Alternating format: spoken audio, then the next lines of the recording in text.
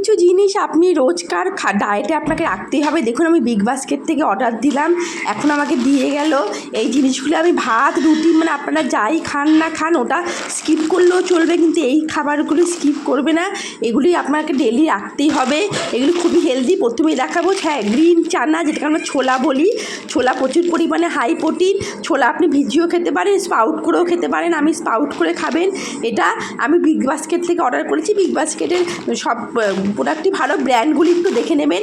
এটা আমি করেছি গ্রিন মুগ, হ্যাঁ এই ছোলা আর এই গ্রিন মুগ এটাও ভিজিয়ে রেখে স্পাউট করে তারপরে খাবেন। টাটা সাম্পান ব্র্যান্ডটা, কিছু কিছু ব্র্যান্ড আছে যেগুলি খুবই ভালো, সেই ব্র্যান্ড থেকে টাটা সাম্পান, 24 মান্ত্রা অর্গানিক। এটা দেখুন মাখানা তো প্রচুর পরিমাণে ভিটামিন মিনারেলস ক্যালসিয়াম প্রচুর রয়েছে। মাখানা তো খুবই ভালো খাওয়া, রোজ খাবেন এগুলি।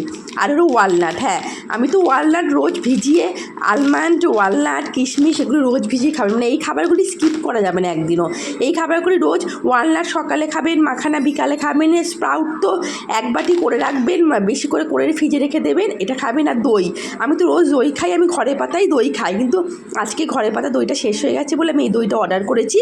মানে দই স্কিপ করলে চলবে না, আমার শেষ হয়ে গেলে আমি অর্ডার করেও খাই। দইয়ে প্রচুর পরিমাণে হাই প্রোটিন রয়েছে, দইও আপনি খাবারে রাখবেন।